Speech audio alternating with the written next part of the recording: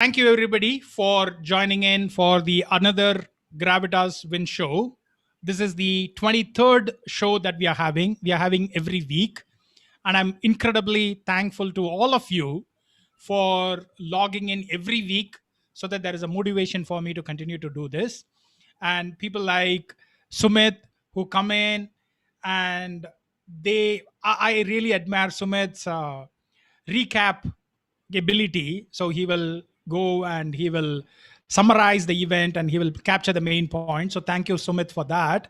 And Mr. Kurana, who comes in and he kind of encouraged, you should continue to do this every week. There should be no doubt about it. And it is so valuable that I leave some of the paid seminars and I'm coming here. So I'm thankful to Mr. Kurana also for that, and for all the others also who keep joining in here. Devang, last week you gave the suggestion that if I talk about flywheels and I should talk about the opposing event, which is doom loops. Right. So I'm going to talk about doom loops today. Hopefully that is useful to you, Devang. And if Absolutely. you have any other suggestions, any other viewpoints, feel free to suggest here or suggest on the LinkedIn. Okay. Absolutely. I'll do that. So wonderful. Thank you again for everybody to be here. Now I'm going to, okay. So I hope all of you can see my screen. So yeah, so today we are going to talk about how to avoid doom loops. Many a times when we have to build the flywheel, there's a lot of intelligence that is needed. And as Mr. Kurana was also saying, it also depends on a lot of external factors that have to all come together. But as Warren Buffett and his partner said, it's easier to avoid stupidity. So probably if we know what are those stupidities, if we can avoid it, probably we may not end up in doom. We may not really prosper, but at least we will not end up in doom. So let's look at both.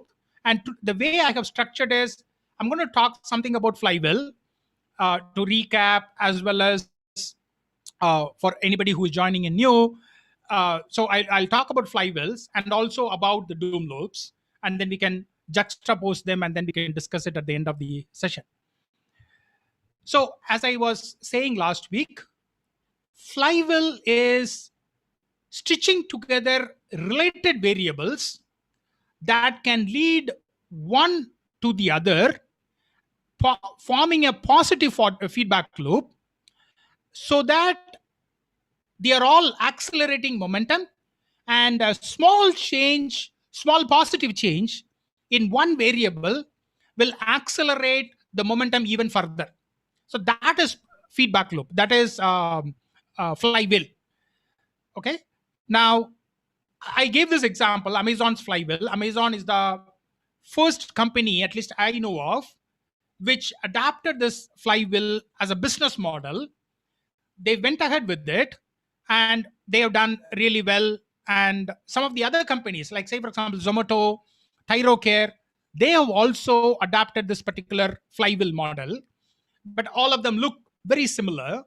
So Amazon's flywheel model is, they have a large selection of products. So when they started with books. So they have a large selection of books. So you could literally pick books on any topic, and even some of the forgotten books also you can select. So they had a large number of selection, which means customers were happy to come to that particular digital marketplace. Because customers were happy and they were finding the books and the products that they liked, the traffic increased. The more the traffic, then Amazon's executive were able to go to sellers, the third party merchants, and say, hey, you know what? We have so much of traffic, so much of footfall. Now you should also list your products to us, so that we have more products and you can gain eyeballs and everything.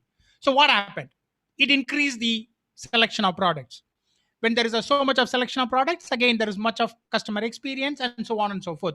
They have been spinning this particular wheel for decades now. Now, as I was saying, you could optimize one factor and then that can add fuel to this particular flywheel. What they did, because there is large selection of products, the cost of selling one product, it went down. So there's a low cost structure, which means they pass that back to the customers in the form of lower price. So it adds to more customer experience. Not only customers are happy that they can find obscure products, obscure books, but also they can find it in a cheaper price. So it adds to the customer experience. So they are fine tuning that particular customer experience variable to a certain extent. They are dialing up the customer experience. As you dial up the customer experience, what happens? More traffic. It brings more traffic, and the wheel can continue to spin on that, right? So that's Amazon's flywheel. And if you see Zomato, they also follow the same similar model. More restaurants, more products. If it is more products, then there is more traffic, and more traffic means lesser price, and so on and so forth. Similar is the case with Thyrocare as well. Thyrocare also follows the similar flywheel model. Okay. Now that's all from a professional company business flywheels. This is a personal flywheel that you can adapt, which is you develop an insight. And say, for example, you might say, some of the developers might say, hey, or at least few years back it happened that, hey, Node.js is going to take up. So if Node.js is going to take up, I'm going to start studying Node.js, and that would put them into a network, and they would be able to get more wealth, and they have to have the self control as an axle upon which they allow to spin these three things on a continuous basis. One of the things that you have to understand in a flywheel is it takes a long time to build up, but once the breakthrough comes up, it picks up on its own momentum. And that is very true even in this particular Gravitas Win show that you can see. Now we are on the 23rd show. Initially, it was very difficult for me to bring people to put this in. Now it has become a regular schedule. So 7 o'clock, as Joy was saying, if it is 7 o'clock, 6:50, I know I will have this kind of a session. So it has picked up a momentum. So even in my mind, when I ask myself, should I continue with this particular show? The answer that I get, in addition to whatever other encouragement I got from Sumit and Mr. Krona, is that there is a momentum building up. The flywheel is starting to spin. This is not the time to play with some of the variables to lower the momentum. I should do things that will bring up the momentum, that will increase the momentum, and not bring down the momentum. So this is applicable in your office life, in your professional life, in your career. So those of you who have uh, business, you are running a business, you should think how you can do this. This is the same case even if you are part of a department. Let's say, for example, I know Takshay is into HR and hiring. He can also build a flywheel for hiring. More the word goes out about his company, and more positive experience goes out as employee experience, now more people would want to check out. As more people check out, more applicants will apply for that particular company, and so you get a lot more profile, and so on and so forth. So you will be able to build this flywheel for all aspects of it. And as I have said multiple times in my Gravitas Wins course, this is what I teach. For each of these component, insights, wealth, network, and self-control, I teach this flywheel how you can develop. And it is a powerful one. Having said that, now the benefit of this flywheel is that, as you know, the market conditions are always changing.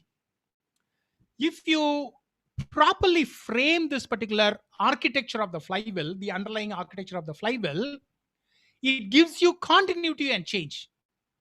So you are able to continue to spin. Like, say, for example, Amazon.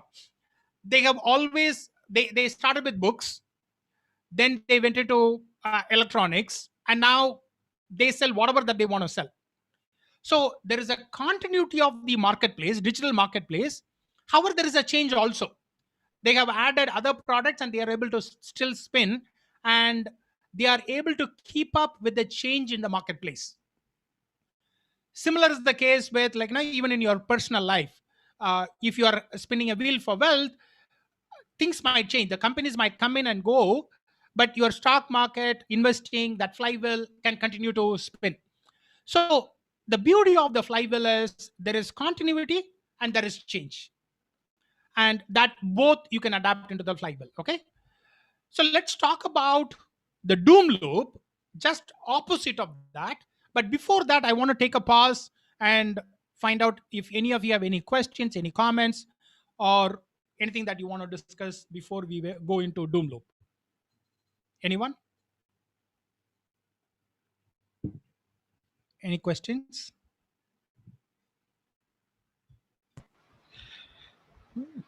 Yes, Joseph, I have a question. Yeah. Right, Abhay. Right. I understand that there are two aspects of it. One is, flywheeling being applied by a single individual, right?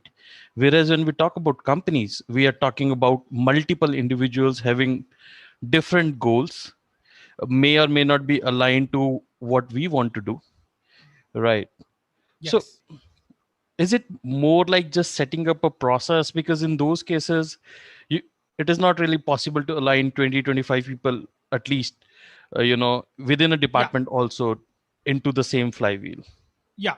So, Abhay, when we are looking at companies flywheel, company can have, so as either as a company or as a department, it'll have a flywheel. Not, it cannot be bottom up, where each employee has their own flywheel, and the the flywheel at the top, the flywheel of the department or the company will be a product of the flywheels of the individuals. That doesn't happen. It will have to be, you will have to look at the company, what is that you can have. So say for example, ThoughtWorks, they have a flywheel. It's an IT services company, it has a flywheel. So the company has a flywheel. All of the departments and employees within that company will have to fit into that flywheel.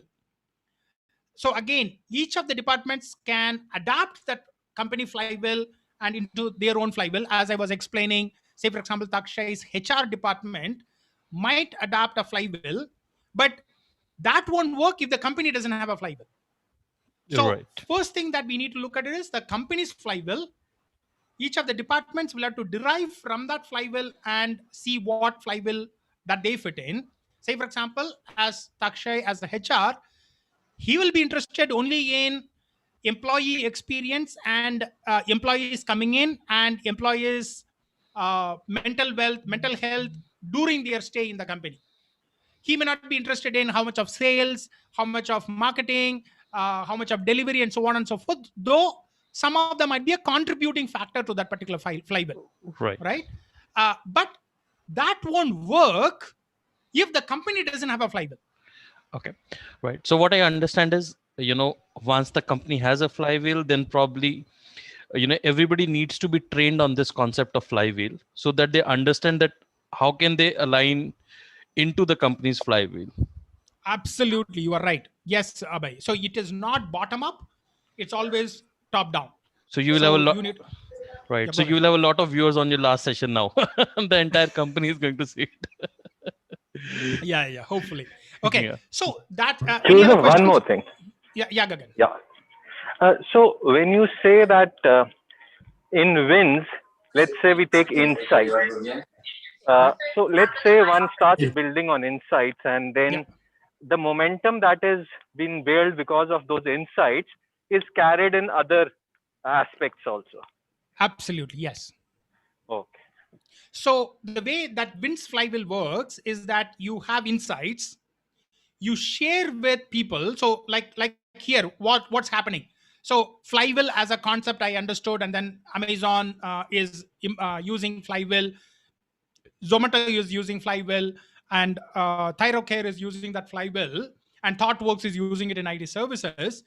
I have that particular insight. It may or may not be an original insight. In this particular case, it is not an original insight. I've just studied, and they all have adapted it, and I've studied it, and I have come to know about it. Now that I know I have this particular insight that flywheel is a powerful concept for businesses to run, and I'm sharing with all of you. Now, some of you might be individuals who are interested in the flywheel. some of you might be running a company, and as a company, you might be interested, company owners, you might be interested in building a flywheel. Now, all of you are interested, and that builds my network. Then some of you might say, hey, Joseph, I find this particular concept interesting. Can you train me in building a flywheel for my company or my venture or for myself? And that brings wealth for me. Now, that's okay. So I hope you understand the flywheel concept here now. Insights shared with network, that builds wealth. But I let it continue to spin this wheel on every week or every day, every whatever that frequency is, with self-control. If that doesn't happen, the self-control is the axle. If that doesn't happen, none of the other things are going to work, right? So that's the flywheel. I hope it's clear, Gagan. Yeah, absolutely. Just like I take an example of self-control. If I have this self-control and I get up in the early wee hours of the day, then I can use that self-control to spend that early hours on other things that help me create wealth and insights. Absolutely. So one leads to the other. You are right, Gagan. Thanks. Okay. So now that any other questions? Okay. So now that we have seen how the flywheel is, now let's look at what is this doom loop.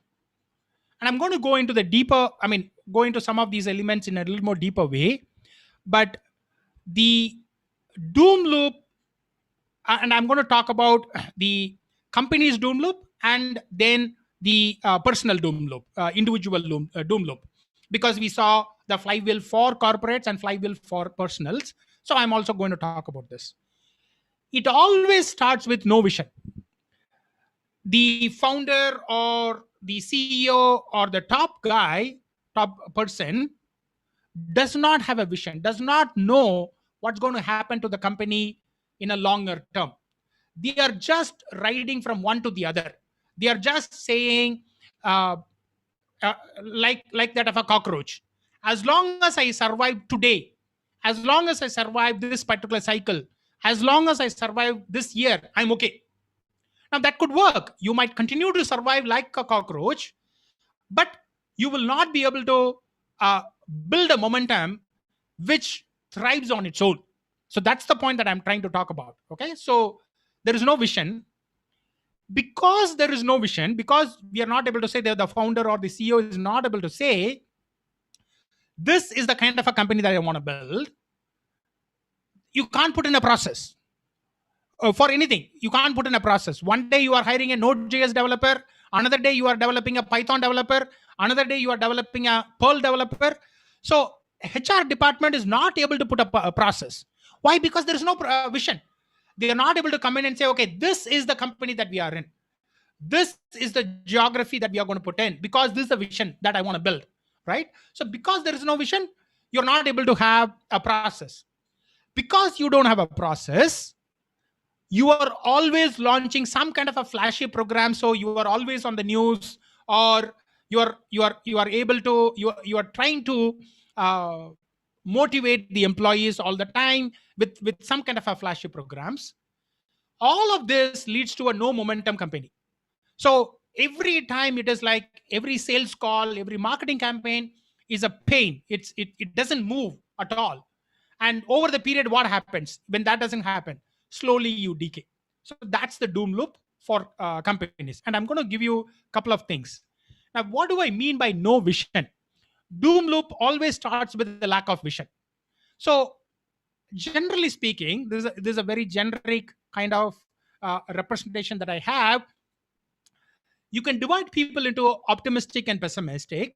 Again, very generic. There are very many, 50 shades of gray in between.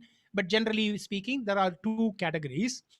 And then definitive and indefinitive, deterministic or indeterministic, but definitive or indefinitive people. So which means if I am determinate and a pessimist, then I'm saying, okay, you know what? The future is bleak. India is going to crash. The economy is going to crash. I don't know how. Is it because of politics? Is it because of social fabric? Is it because of economy? I don't know. But I am always coming up with India is going to be doomed. It could be anything. It could be any of those kinds of other aspects also. I am always saying I'm a doom guy. No matter what, it is like that. But the other one is also like, okay, in economy is going down. There is no positive growth. Because of that, it is going to go down. However, I don't know what to do. Who am I? I am just a citizen. So I can't really do anything about it. But I am always saying it's a doom, right? But on the optimistic side, we say, okay, you know what? India has always bounced back from every major catastrophe for thousands of years, and we will take pride. We bet Alexander the Great, we bet this, we bet that. So, India will grow. How? I don't know. There is no definitive plan, but it will grow. It's the same thing in companies also. How will you grow? How will you come out of this remote working fiasco that is going on? I don't know. But I have always come out of it. So I know that I will come out. But there is no definitive plan. Will you hire from third cities? Will you hire and train local college grads? There is no definitive plan. It's just that a hope that I will be able to survive through this. But whereas on the other side, you are able to see the trends that are shaping up, and you are saying, hey, these are the trends that are coming in. I'm going to ride on them. So you say, okay, you know what? I see blockchain becoming popular, blockchain being mainstream, or any of the other factors also, like drones and so on and so forth are coming up. So I'm going to ride on it if I'm an IT guy. If you are into other things, again, you might, let's say, for example, Akshay might say, you know what, now we can hire remote. So maybe even though I'm sitting in Chandigarh, I will start hiring in Bangalore, I will start hiring in Pune, and I will start hiring in other places. And he will put in a structure for it. So there is a definitive plan, definitive view of the future, and say, we're all moving into remote, which means we need to have remote working policies and how we will manage remote work and so on and so forth. And I'm going to start working on it. So there's a definitive vision. Then you can go and do all the processes and everything. But if you don't have a vision, that lack of vision is the first thing, because that particular thing is not there, that it cannot drive anything else, right? This is another one of my favorite slide. You might have seen multiple times in this show, even in Gravitas Wins, almost every session I put up this. The example that I always give, think of your college days. I'm sure some of us, or probably all of us, we have gone to an exam without studying properly. And we passed. To our surprise and to everybody's surprise, we passed. Now, that was a bad process. You cannot go to every exam without studying. So that's a bad process, but that was a good outcome. That's just a luck, right? Because you can't follow that particular process everywhere. It is not a repeatable process. You cannot depend on the process next time. But say, for example, you study and you fail, it was a good process, it's just a bad break. But over a long period of time, the good process will always lead to good outcome. That's a deserved success. Now combine these two. You have a vision and you put in a process. Sometimes you might fail. Of course, just because you have a good vision and a good process does not mean you're going to end up in the top. But over a long period of time, all of this will come through. Now, look at the guys who have been on the news recently. Virgin Atlantic, Richard Branson, Elon Musk, and Jeff Bezos. All of these guys, at least of Elon Musk, if you go to his blog in 2014 August, he blogged, this is what I'm going to do. 2014, you can go and read that. That's the vision he had. He had, this is what I'm going to do. I'm going to build a battery energy, and then I'm going to build a sports car. I'm going to make it in a way that both of them become a flywheel, one leads to the other, and I'm able to improve it, and so on and so forth. He has beautifully laid out his vision, and he went and implemented using a process. Was everything success? No. Some of his rockets failed, and he was written off by NASA scientists. Today, NASA is riding on him. That's the beauty of good process, because it always lead to good outcome. Now, that's one example. I can go on giving a lot of other examples also, but good process always leads to good outcome on a longer process if you have a vision. If you do not have a vision, good process does not help, because I don't know where I have to go. So say, for example, Akshay and we start a company, and I'm the CEO and he's head of HR. I don't have a vision, but I go and tell Akshay, hey, you need to put in a really good HR process. He's going to say, what are you going to do? Are you going to do IT services? Are you going to serve Indian customers? Are you going to serve European customers? Are you going to develop new products? Are you going to serve? I say, you know what? I don't know anything. Then he cannot put in a process. That is where it starts. All the companies that has gone down. Again, there are multiple different companies over a long period of time.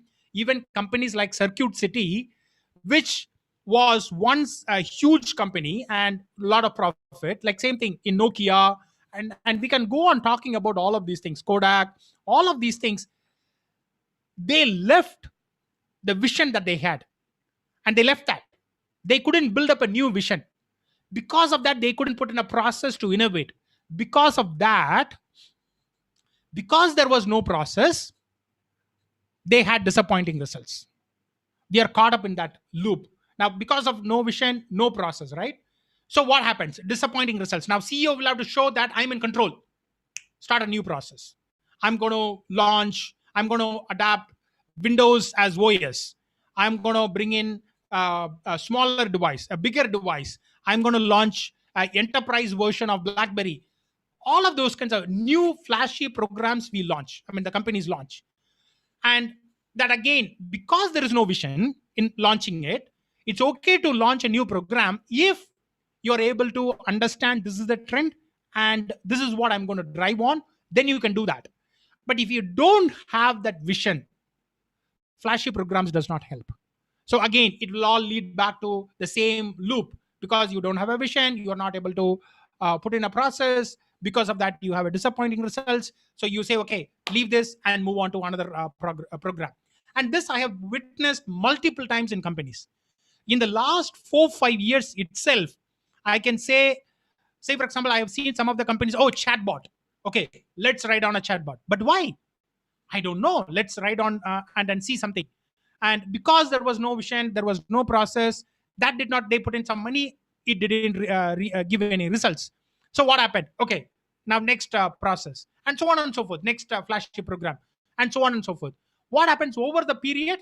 Employees and the top executives, they lack motivation, they lack some kind of, okay, they get frustrated and they all leave. And as they leave, again, it's a vicious cycle.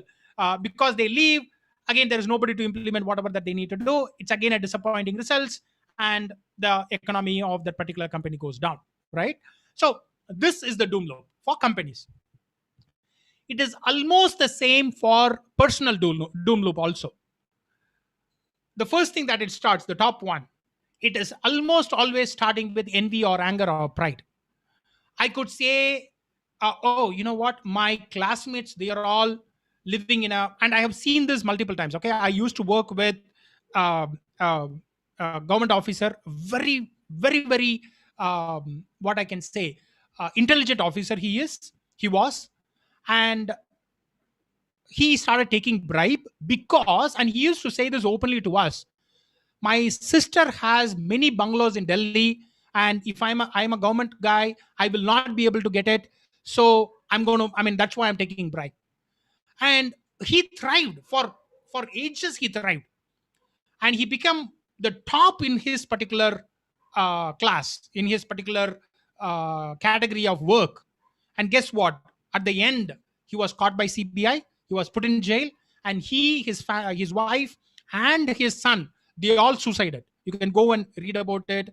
It was very sad. That day I felt very bad and sad, because I knew him. I used to work with him. I used to put in certain processes for him. But that's the thing, envy that leads to chasing mirage, something like, which is not there, which is not attainable, and there is no accountability, because you are like, this is what I want this kind of a, you are chasing that particular tail, and you are always going behind it. Even when somebody says this is wrong, you don't want to listen to them. So that lack of accountability, again, it adds, right? So it's a frustration, it doesn't come. So again, it adds to the envy, more envy, because at that particular point in time, the other person has gone further. Okay, so you're chasing another one, right? So, and so on and so forth. It's the same thing with pride also. Sometimes I might feel, oh, I know everything, people are lining up to listen to me, so I'm the greatest consultant, I know everything about business, and all of that pride comes in. So because the pride comes in, when people come and ask me questions, I am like, I answer in a condescending manner. What do you know? I answer in a condescending manner. And good people who have been with me, like say for example Sumit or Abhay, might come in and say, you know what, Joseph, there's a change in your behavior, probably, something has gotten into your head, you should change. But I don't listen to them. Lack of accountability, I don't treat them as my advisors. Lack of accountability. So what happens? Again, the doom loop starts spinning again and again, right?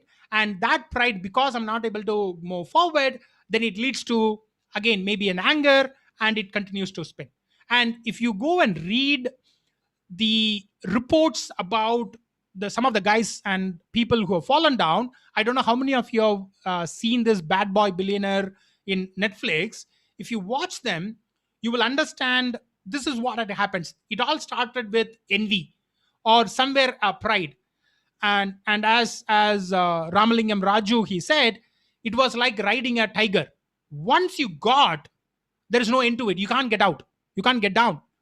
You'll have to continue to feed that animal and move on. That's the doom loop. Once you've gotten into it, once that mindset has started into it, you are not able to get out of it. It keeps spinning you in a vicious cycle, and it takes you out. So that is a personal doom loop. The best thing to do is you will have to avoid that. uh, how can you avoid? You will have to have accountability. That's why even now I have mentors whom I speak to very often, and I have accountability partners. I literally call them boards, my board members, board of advisors, and I talk to them at least once in 2-3 months, and I say, this is what I'm doing, what do you think? And they advise me, and almost everything that I'm doing, I send them one or the other. They are all on WhatsApp. Maybe at least once a week I will send them a certain kind of an update. So I've told them, you need to keep me accountable as I grow. So they keep me accountable. So that is how I avoid this kind of a doom loop. So even as a personal friend, I would say you need to keep an accountability partners who will kind of keep you and say, hey, you know what, this is what you said you wanted to go. So are you going in that direction? If you're not going in the direction, why? And so on and so forth. They can keep you accountable, and that is how they will prevent you from this personal doom loop. Okay, any questions? Any questions so far? If I have not scared you guys.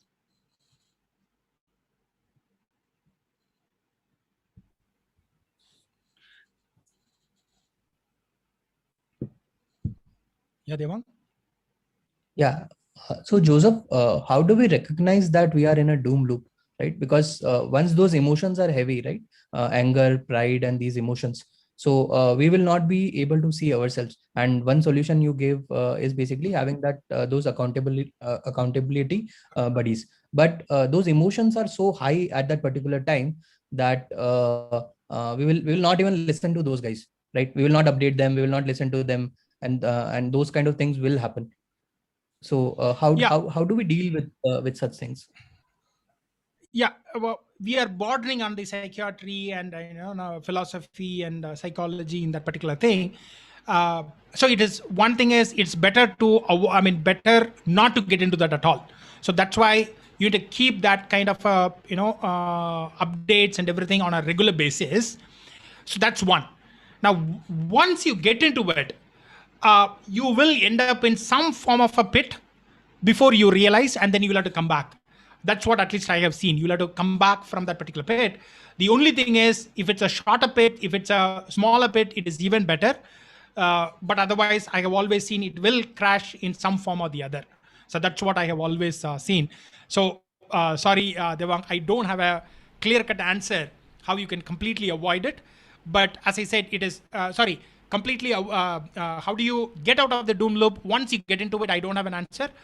That's why it is better to have these practices, put in those principles and routines, like what Gagan was talking about, the self-control routines, before you get into it. As Ramalingam Raju said, once you get on a tiger, it's an endless loop. You can't get out of it. You'll have to continue to feed that particular tiger. So it is better to avoid it rather than get into it and then realize, oh my God, I'm on a tiger. So that's the answer I would give. Otherwise, like as I said, once you get on a tiger, I don't have an answer how you can get out of it. It's better not to get into it. Right. A follow-up comment to that, Joseph, would be, so as you said that self-control is the flywheel, is the axle of that flywheel, right? Yes. And self-control, like how do you keep your self-control? Because like the more you exercise your self-control, it gets depleted, right? Like that's kind of a power. The more you utilize it, it comes down. It's like willpower, right? That's what my thought process is. No. Like how do you maintain that level of willpower? Yeah, I disagree with you on that. At least from my viewpoint and some of the others whom I taught and all the other things from those results. So it is not a research based. It is not a psychology research based or a psychiatry research based. It could be purely anecdotal. Again, there are extremes also, right? So mentally ill patients or somebody who is completely washed away and so on and so forth. I'm not talking about those kinds of stuff. But generally speaking, with my observation is, actually you can build that self-control muscle. It is like your muscle. The more you exercise, the more you you become better. So say for example, you wake up. So I'll tell you this. My dad has woken me up from when I was, I think, 5th standard. So probably about 12 or so at the age at 5 o'clock in the morning. And I did that until I was in 12th standard because I was in the home. So I did that almost for like about 10 years or so, and that practice stuck with me. Even today, I wake up at 5 o'clock. I might go to bed maybe 12, 1 on some occasions because there was a wedding, there was some festival. I came back home late that day. We were traveling, so many different reasons, but I would still wake up at 5. Why? Because I exercised that control every single day. So it has become a second nature to me. So that's how you build.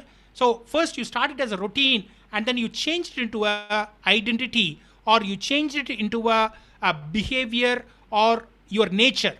Once you do that, there is no going back. It becomes a part of you. And that's how you will continue to do it. So to answer your question, that's where I differ. Again, respectfully, I differ because I don't have data to back up. This is probably from tens of people I have observed, is that the more you exercise that self-control, the better it becomes. I can give you examples of jogging. I can give you an example of getting up early, or I can give you an example of saying no to some of the food. Over a long period of time, what happens is you just say no, I don't want it because now so many years now I have not eaten junk food. Now I don't want. So it becomes a lot more easier for you. So that's what I would say. Anyone wants to add to Devang's? I mean, that's a very interesting question. Anyone, Gagan or Sumit, Chami, anybody, Takshay, anyone wants to add to what Devang asked? It's an interesting question. What I feel, Joseph, maybe time, we have to give some time. Yes. To come out of that. Thanks, Pradeep. Yeah, bhai. So I'll give an interesting take on this. So many times when you're trying to exercise, strict self-control, your mind, comes back to you saying, oh, this is just one life, why so much control? Go ahead, enjoy yourself. Who knows about tomorrow? And that's the time when, most of the times you break up. So, I mean, that's the time you really like to win self-control, because mind comes back very strongly.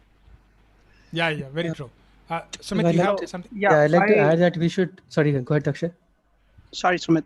So yeah, Joseph, I just want to add one thing. So from this point, I read a book, The 90-Day Rule by Dane Nelson. So in that book, just a cracks. If you want to make a habit, you need to adapt this for just 90 days. After that, that habit will definitely convert it into routine. Yeah. Takshay, the only point that I'm adding here, I mean, you are right, okay, is that I don't have data-based recommendation for Devang. Right. So 30 days, I've heard that. So when I went for swimming, that's what my coach said. You do this for 30 days, I mean, you will become better, and then it'll become a second nature to you. And now I do jogging.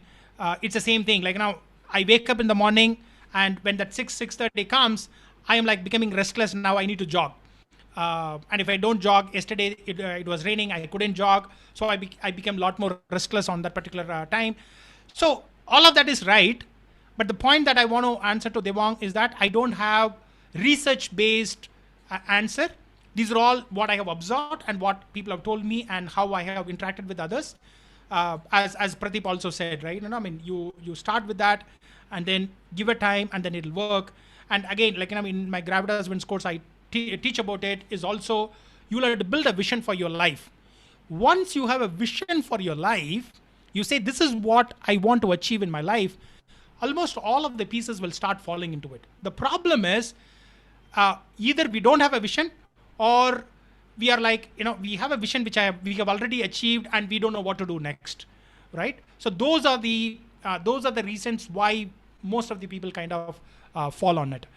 Yeah, Sumit, you have some points to add? Yeah, I was just saying that, sometimes labeling your emotions correctly also helps you identify what the real problem is, right? Yeah. For example, it's very easy to say I'm getting angry, but you could really be frustrated inside, right? So when you label your emotions, it'll help, and then do a 5 why on it. That, why is it I'm repeatedly feeling frustrated? And then if you keep doing 5 why, you might come to the original problem as to what landed you into a doom loop, and you could correct that at the source. Yeah, very true. And Devang, I mean, only on a lighter note, and my sister also made this particular comment when we started this, if at all I ever get proud, I only have to call my sister, and my sister will bring me down to the earth and say, okay, you know what, this is what you are. So probably, I don't know whether you have a sister, you can do that. Yeah, unfortunately, I do not. Yeah. But that helps as well. Okay. Okay. So the rest of the stuff is so this is what I teach in my Gravitas Wins course. How do you build the flywheel for life and career? And this is what I teach, a flywheel for each of the component and how they all fit together. So the example that I give is you can learn about building wealth, say for example, stock market investing, real estate investing, and so on and so forth, separately. And then you can go and say, hey, you know what, I want to learn about networking separately. You can do all of that. How do I learn? You can learn separately. But the problem is, this is like, you come to my house, I give you milk separately, coffee powder separately, and sugar separately. And then I tell you, oh, you go and mix it. Now, some of you are good and you will be able to mix a really good coffee and you'll find it out. Or the way that I say is, hey, you come to my house, I'll give you aromatic South Indian filter coffee. And this is how it is. Now, you don't like it, that's okay, but this is what I'm going to serve, right? So all of this will have to fit together. Only then life as a whole, and it is a systemic way I look at, and one of the topics that I will talk about is also systemic thinking, how you can develop systemic thinking.